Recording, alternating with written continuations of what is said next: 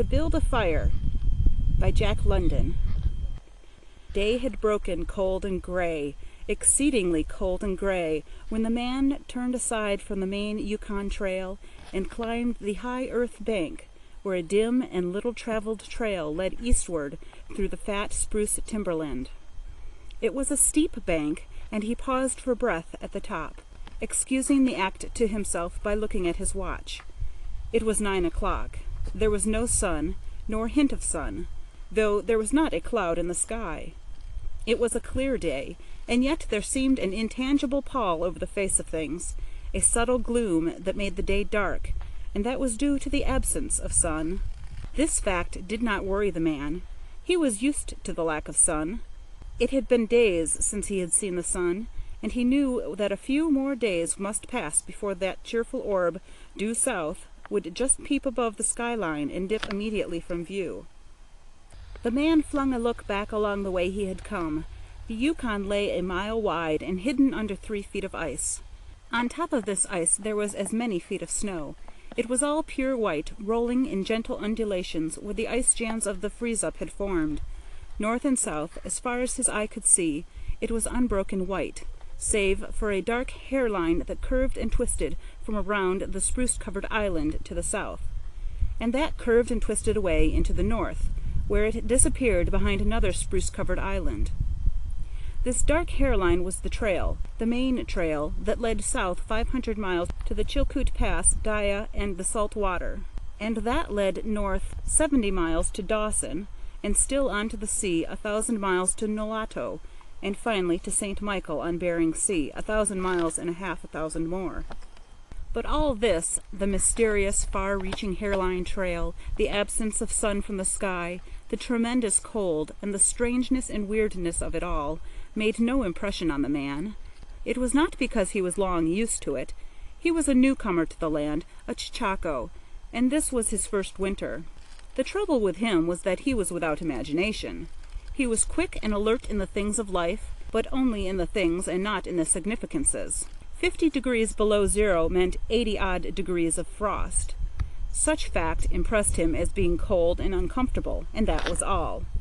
It did not lead him to meditate upon his frailty as a creature of temperature, and upon man's frailty in general, able only to live within certain narrow limits of heat and cold.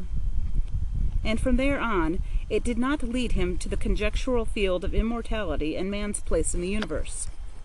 50 degrees below zero stood for a bite of frost that hurt, and that must be guarded against by the use of mittens, ear-flaps, warm moccasins, and thick socks. 50 degrees below zero was to him just precisely 50 degrees below zero. That there should be anything more to it than that was a thought that never entered his head. As he turned to go on, he spat speculatively. There was a sharp, explosive crackle that startled him. He spat again, and again in the air, before it could fall to the snow, the spittle crackled. He knew that at 50 below spittle crackled on the snow, but this spittle had crackled in the air. Undoubtedly it was colder than 50 below. How much colder he did not know. But the temperature did not matter. He was bound for the old claim on the left fork of Henderson Creek, where the boys were already.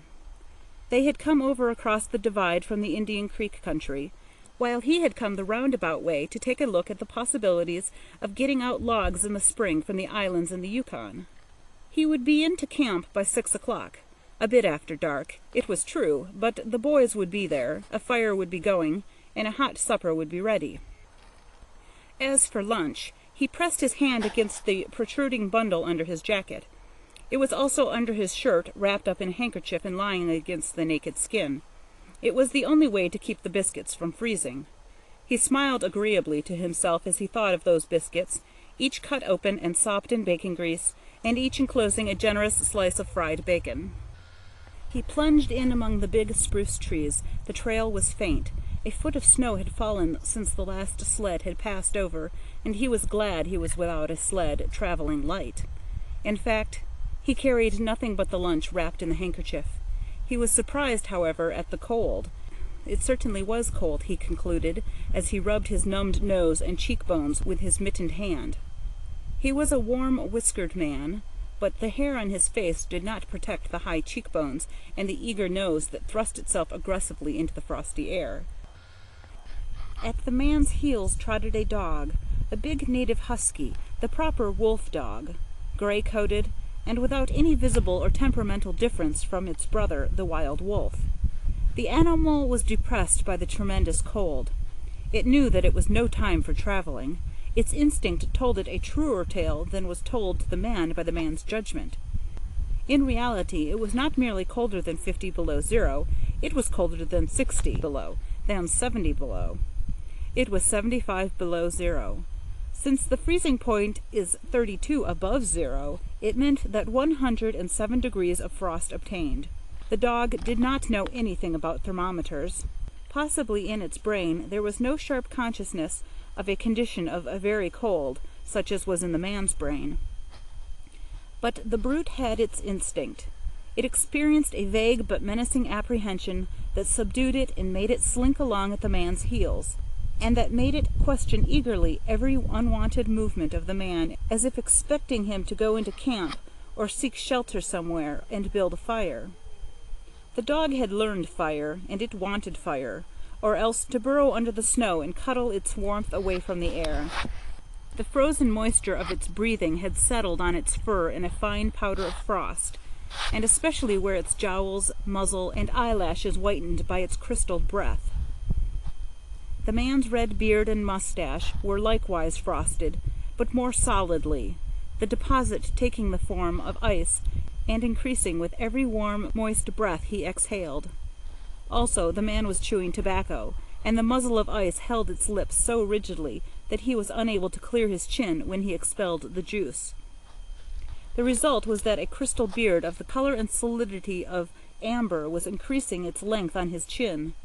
If he fell down, it would shatter itself like glass into brittle fragments. But he did not mind the appendage. It was the penalty all tobacco chewers paid in that country, and he had been out before in 2 cold snaps. They had not been so cold as this, he knew, but by the spirit thermometer at 60 mile, he knew they had been registered at 50 below and at 55. He held on through the level stretch of woods for several miles, crossed a wide flat of niggerheads, and dropped down a bank to the frozen bed of a small stream. This was Henderson Creek, and he knew he was 10 miles from the forks. He looked at his watch. It was 10 o'clock. He was walking 4 miles an hour, and he calculated that he would arrive at the forks at 12:30. He decided to celebrate that event by eating his lunch there. The dog dropped in again at his heels, with a tail drooping discouragement as the man swung along the creek bed. The furrow of the old sledge trail was plainly visible, but a dozen inches of snow covered the marks of the last runners. In a month no man had come up or down that silent creek. The man held steadily on. He was not much given to thinking, and just then particularly he had nothing to think about, save that he would eat lunch at the forks, and that at 6 o'clock he would be in camp with the boys.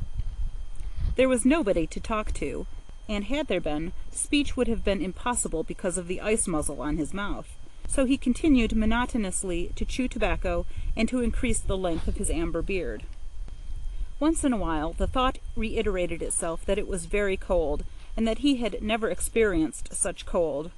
As he walked along he rubbed his cheekbones and nose with the back of his mittened hand. He did this automatically now and again, changing hands. But rub as he would, the instant he stopped his cheekbones went numb, and the following instant the end of his nose went numb. He was sure to frost his cheeks, he knew that, and experienced a pain of regret that he had not devised a nose strap of the sort Bud wore in cold snaps. Such a strap passed across the cheeks as well and saved them. But it didn't matter much after all. What was frosted cheeks? A bit painful, that was all. They were never serious.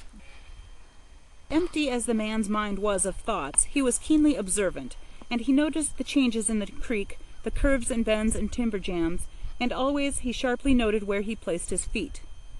Once coming around a bend, he shied abruptly, like a startled horse, curved away from the place where he had been walking, and retreated several paces back along the trail.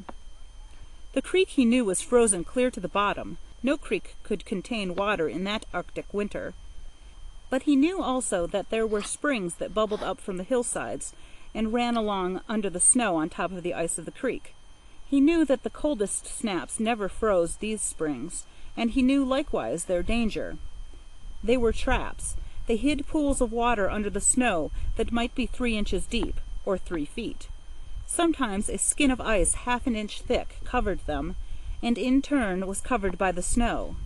Sometimes there were alternate layers of water and ice skin, so that when one broke through, he kept on breaking through for a while, sometimes wetting himself to the waist. That was why he had shied in such panic. He had felt the give under his feet and heard the crackle of a snow-hidden ice skin.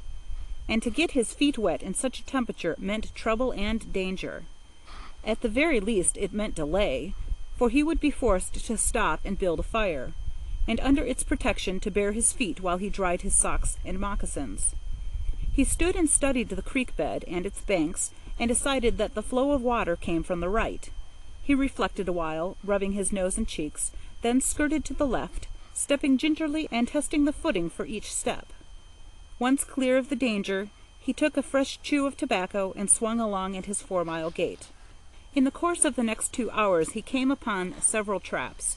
Usually the snow above the hidden pools had a sunken, candied appearance that advertised the danger. Once again, however, he had a close call, and once, suspecting danger, he compelled the dog to go on in front. The dog did not want to go. It hung back until the man shoved it forward, and then it went quickly across the white unbroken surface. Suddenly it broke through, floundered to one side, and got away to firmer footing. It had wet its foremost feet and legs, and almost immediately the water that clung to it turned to ice. It made quick efforts to lick the ice off its legs, and then dropped down in the snow and began to bite out the ice that had formed between the toes. This was a matter of instinct. To permit the ice to remain there would mean sore feet. It did not know this. It merely obeyed the mysterious prompting that arose from the deep crypts of its being. But the man knew, having achieved a judgment on the subject, and he removed the mitten from his right hand and helped tear out the ice particles. He did not expose his fingers more than a minute, and was astonished at the swift numbness that smote them. It certainly was cold. He pulled on the mitten hastily, and beat the hand savagely across his chest. At 12 o'clock the day was at its brightest, yet the sun was too far south on its winter journey to clear the horizon. The bulge of the earth intervened between it and Henderson Creek, where the man walked under a clear sky at noon and cast no shadow. At 12:30 to the minute, he arrived at the forks of the creek. He was pleased at the speed he had made. If he kept it up, he would certainly be with the boys by 6. He unbuttoned his jacket and shirt and drew forth his lunch. The action consumed no more than a quarter of a minute, yet in that brief moment the numbness laid hold of the exposed fingers. He did not put the mitten on, but, instead, struck the fingers a dozen sharp smashes against his leg. Then he sat down on a snow-covered log to eat. The sting that followed upon the striking of his fingers against his leg ceased so quickly that he was startled. He had had no chance to take a bite of biscuit.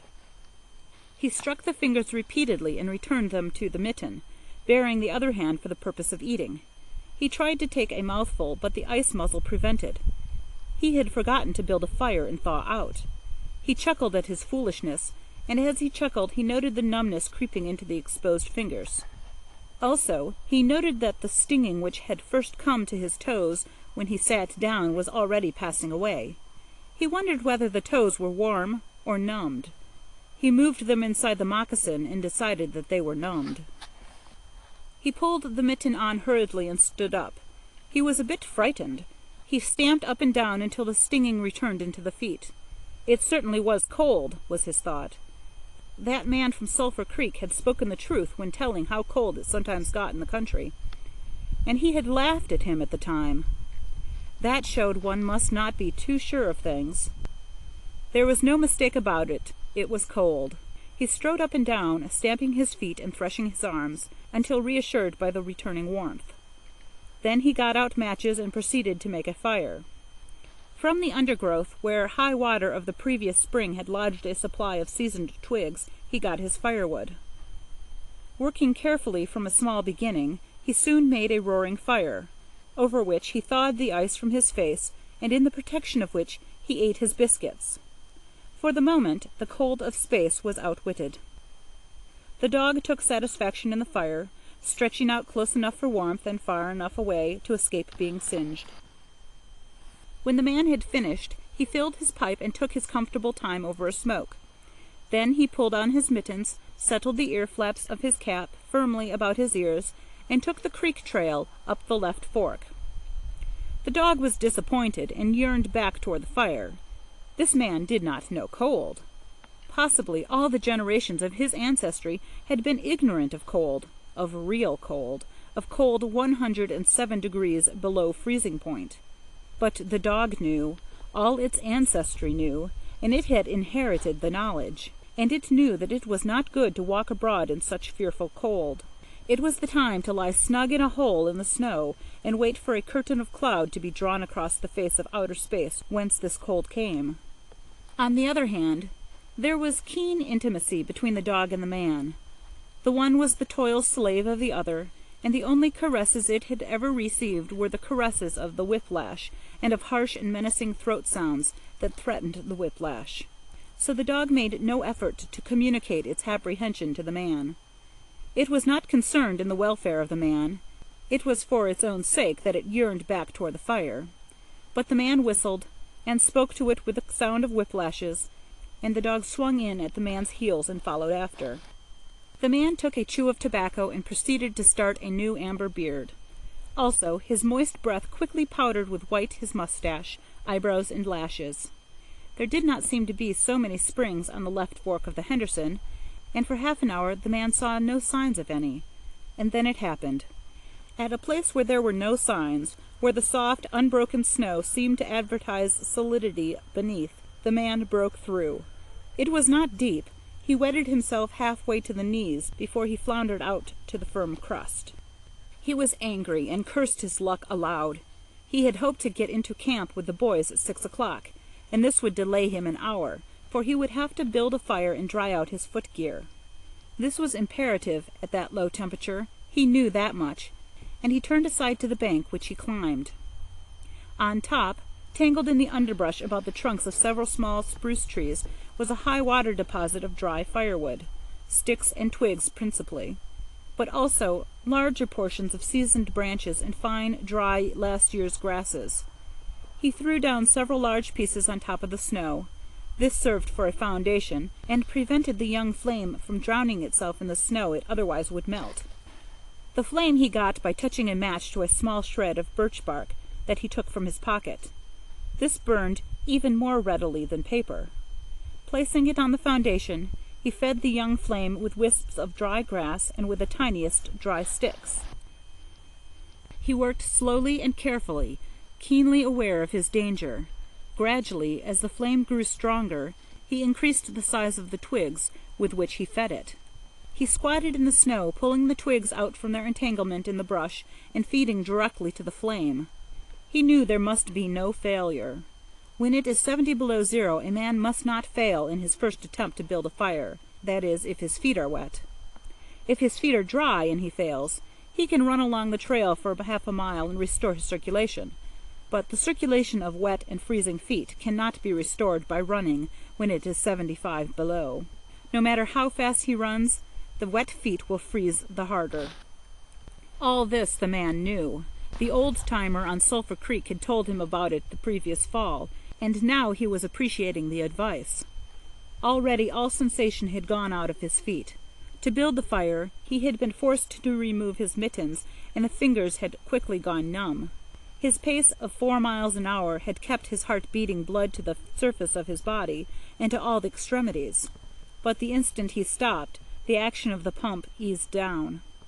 The cold of space smote the unprotected tip of the planet, and he, being on the unprotected tip, received the full force of the blow. The blood of his body recoiled before it. The blood was alive, like the dog, and like the dog it wanted to hide away and cover itself up from the fearful cold. So long as he walked 4 miles an hour, he pumped that blood, willy-nilly, to the surface. But now it ebbed away and sank down into the recesses of his body. The extremities were the first to feel its absence. His wet feet froze the faster, and his exposed fingers numbed the faster, though they had not yet begun to freeze. Nose and cheeks were already freezing, while the skin of all his body chilled as it lost its blood. But he was safe. Toes and nose and cheeks would be only touched by the frost, for the fire was beginning to burn with strength. He was feeding it with twigs the size of his finger. In another minute he would be able to feed it with branches the size of his wrist, and then he could remove his wet footgear, and while it dried he could keep his naked feet warm by the fire, rubbing them at first, of course, with snow. The fire was a success. He was safe. He remembered the advice of the old-timer on Sulphur Creek, and smiled. The old-timer had been very serious in laying down the law that no man must travel alone in the Klondike after 50 below. Well, here he was. He had had the accident, he was alone, and he had saved himself. Those old-timers were rather womanish, some of them, he thought. All a man had to do was keep his head, and he was all right. Any man who was a man could travel alone. But it was surprising the rapidity with which his cheeks and nose were freezing. And he had not thought his fingers would go lifeless in so short a time. Lifeless they were, for he could scarcely make them move together to grip a twig, and they seemed remote from his body and from him.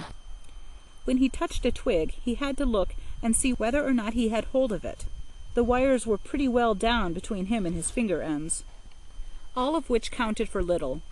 There was the fire, snapping and crackling and promising life with every dancing flame. He started to untie his moccasins. They were coated with ice. The thick German socks were like sheaths of iron halfway to the knees, and the moccasin strings were like rods of steel, all twisted and knotted as by some conflagration. For a moment he tugged with his numbed fingers. Then, realizing the folly of it, he drew his sheath knife. But before he could cut the strings, it happened. It was his own fault, or rather his mistake. He should not have built the fire under the spruce tree. He should have built it in the open. But it had been easier to pull the twigs from the brush and drop them directly on the fire. Now the tree under which he had done this carried a weight of snow on its boughs. No wind had blown for weeks, and each bough was fully freighted. Each time he had pulled a twig, he had communicated a slight agitation to the tree, an unperceptible agitation, so far as he was concerned, but an agitation sufficient to bring about the disaster. High up in the tree, one bough capsized its load of snow. This fell on the boughs beneath, capsizing them. This process continued, spreading out and involving the whole tree. It grew like an avalanche, and it descended without warning upon the man and the fire was blotted out. Where it had burned was a mantle of fresh and disordered snow. The man was shocked. It was as though he had just heard his own sentence of death. For a moment he sat and stared at the spot where the fire had been. Then he grew very calm. Perhaps the old-timer on Sulphur Creek was right. If he had only had a trail mate, he would have been in no danger now. The trail mate would have built the fire. Well, it was up to him to build the fire over again, and this second time there must be no failure. Even if he succeeded, he would most likely lose some toes. His feet must be badly frozen by now, and there would be some time before the second fire was ready. Such were his thoughts, but he did not sit and think them. He was busy all the time they were passing through his mind, and made a new foundation for a fire, this time in the open, where no treacherous tree would blot it out. Next he gathered dry grasses and tiny twigs from the high-water flotsam. He could not bring his fingers together to pull them out, but he was able to gather them by the handful. In this way he got many rotten twigs and bits of green moss that were undesirable, but it was the best he could do. He worked methodically, even collecting an armful of the larger branches to be used later when the fire gathered strength. And all the while the dog sat and watched him, a certain yearning wistfulness in its eyes, for it looked upon him as the fire provider, and the fire was slow in coming. When all was ready, the man reached in his pocket for a second piece of birch bark. He knew the bark was there, and though he could not feel it with his fingers, he could hear its crisp rustling as he fumbled for it. Try as he would, he could not clutch hold of it, and all the time in his consciousness was the knowledge that each instant his feet were freezing. This thought tended to put him in a panic, but he fought against it and kept calm. He pulled on his mittens with his teeth and threshed his hand back and forth, beating his hands with all his might against his sides. He did this sitting down, and he stood up to do it, and all the while the dog sat in the snow, its wolf brush of a tail curled around warmly over its forefeet. Its sharp wolf ears pricked forward intently as it watched the man. And the man, as he beat and threshed with his arms and hands, felt a great surge of envy as he regarded the creature that was warm and secure in its natural covering. After a time he was aware of the first far-away signals of the sensation in his beaten fingers. The faint tinkling grew stronger, till it evolved into a stinging ache that was excruciating, but which the man hailed with satisfaction. He stripped the mitten from his right hand and fetched forth the birch bark.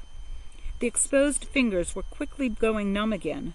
Next he brought out his bunch of sulphur matches, but the tremendous cold had already driven the life out of his fingers.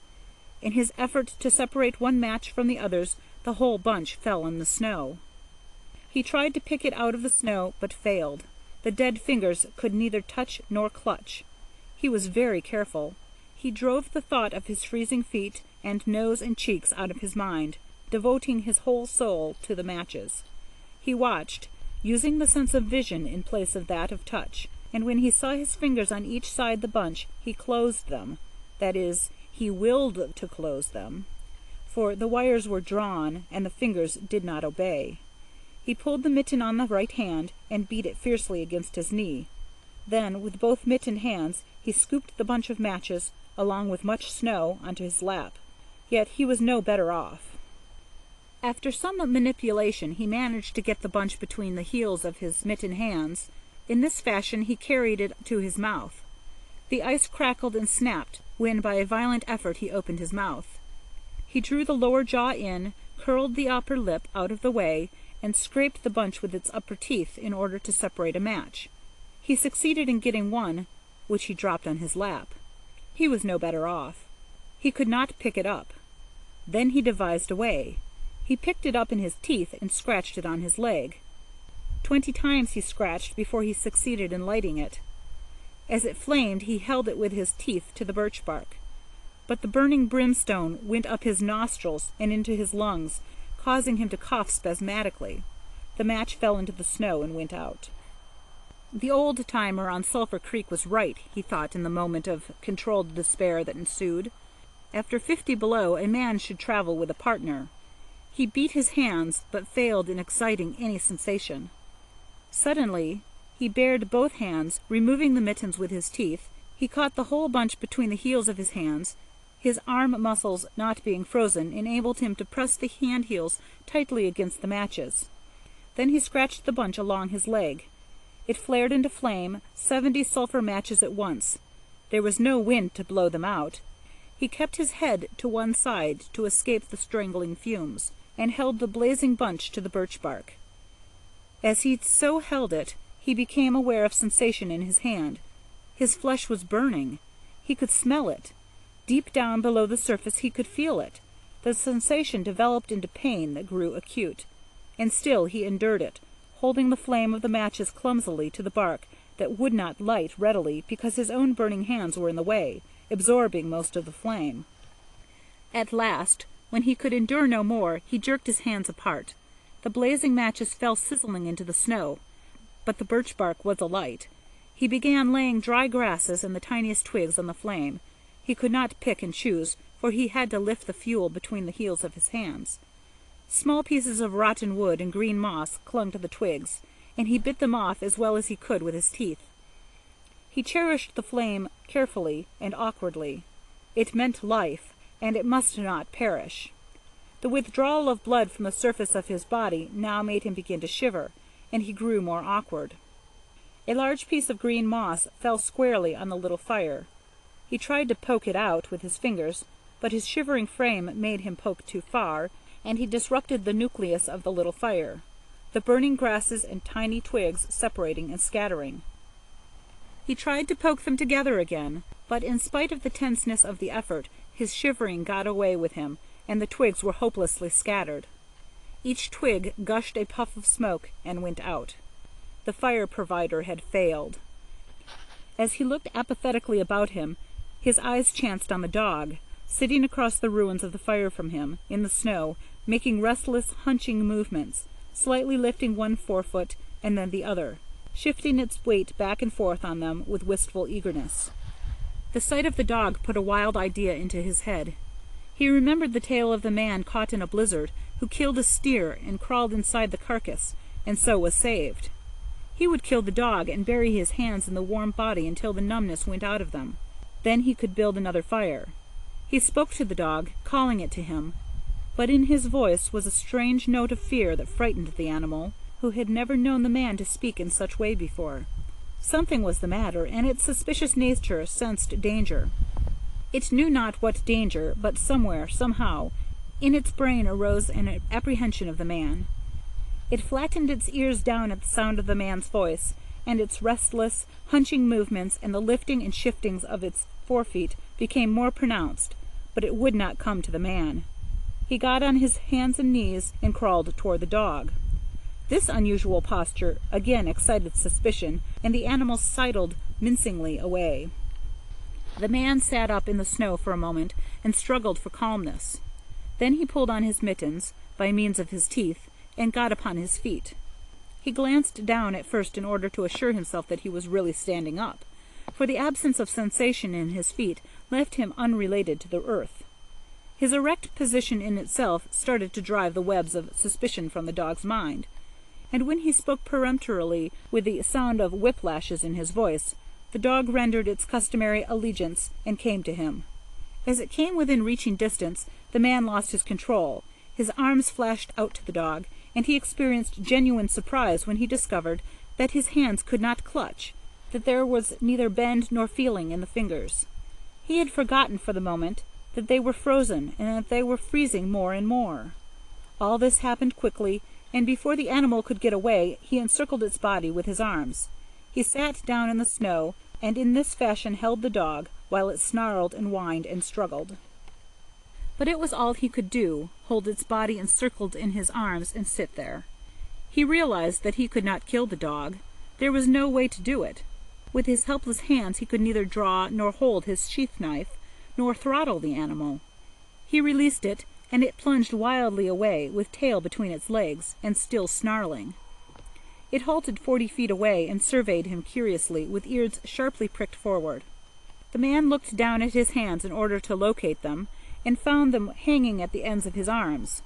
It struck him as curious that one should have to use his eyes in order to find out where his hands were. He began threshing his hands back and forth, beating the mittened hands against his sides. He did this for 5 minutes, violently, and his heart pumped enough blood up to the surface to put a stop to his shivering. But no sensation was aroused in the hands. He had an impression that they hung like weights on the ends of his arms, but when he tried to run the impression down, he could not find it. A certain fear of death, dull and oppressive, came to him. This fear quickly became poignant as he realized that it was no longer a mere matter of freezing his fingers and toes, or of losing his hands and feet, but that it was a matter of life and death, with the chances against him. This threw him into a panic, and he turned and ran up the creek bed along the old dim trail. The dog joined in behind and kept up with him. He ran blindly, without intention, in fear such as he had never known in his life. Slowly, as he plowed and floundered through the snow, he began to see things again: the banks of the creek, the old timber jams, the leafless aspen, and the sky. The running made him feel better. He did not shiver. Maybe if he ran on, his feet would thaw out, and anyway, if he ran far enough, he would reach camp and the boys. Without doubt, he would lose some fingers and toes and some of his face, but the boys would take care of him and save the rest of him when he got there. And at the same time there was another thought in his mind that said he would never get to the camp and the boys, that it was too many miles away, that the freezing had too great a start on him, and that he would soon be stiff and dead. This thought he kept in the background and refused to consider. Sometimes it pushed itself forward and demanded to be heard, but he thrust it back and strove to think of other things. It struck him as curious that he could run at all on feet so frozen that he could not feel them when they struck the earth and took the weight of his body. He seemed to himself to skim along above the surface and to have no connection with the earth. Somewhere he had once seen a winged Mercury, and he wondered if Mercury felt as he felt when skimming over the earth. His theory of running until he reached camp and the boys had one flaw in it. He lacked the endurance. Several times he stumbled, and finally he tottered, crumpled up, and fell. When he tried to rise, he failed. He must sit and rest, he decided, and next time he would merely walk and keep on going. As he sat and regained his breath, he noted that he was feeling quite warm and comfortable. He was not shivering, and it even seemed that a warm glow had come to his chest and trunk.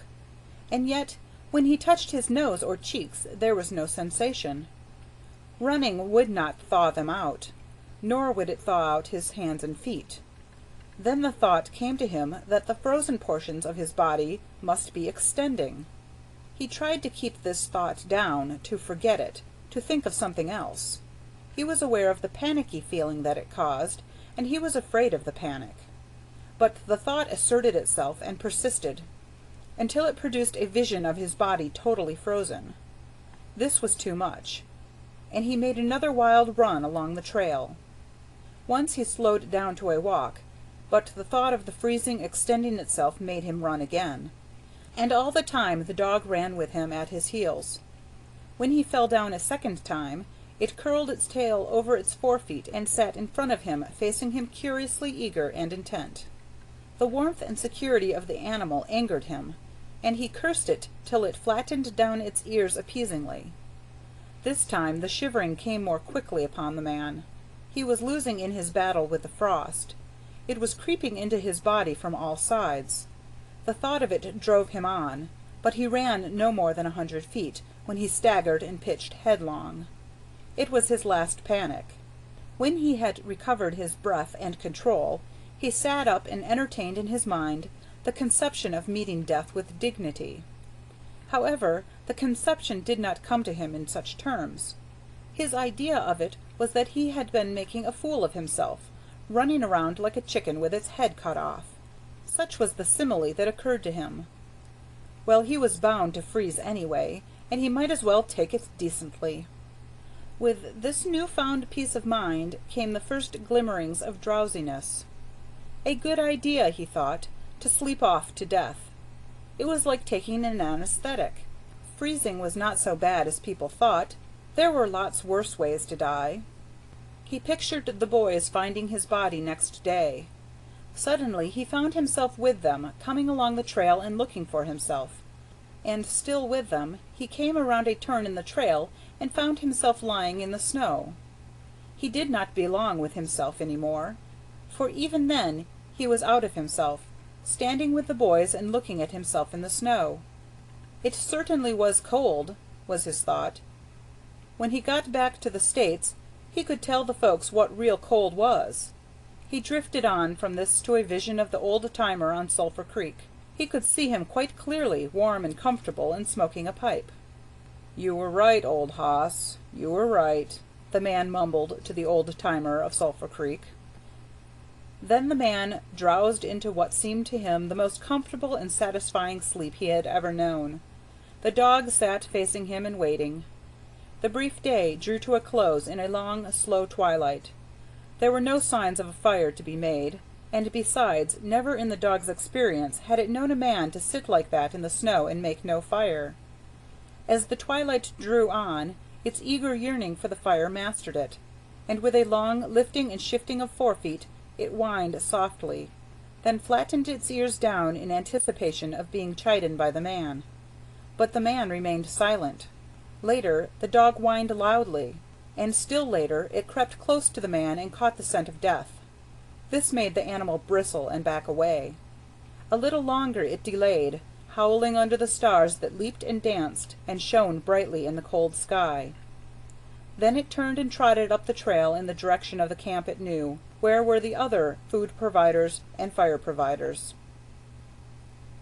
End of To Build a Fire by Jack London.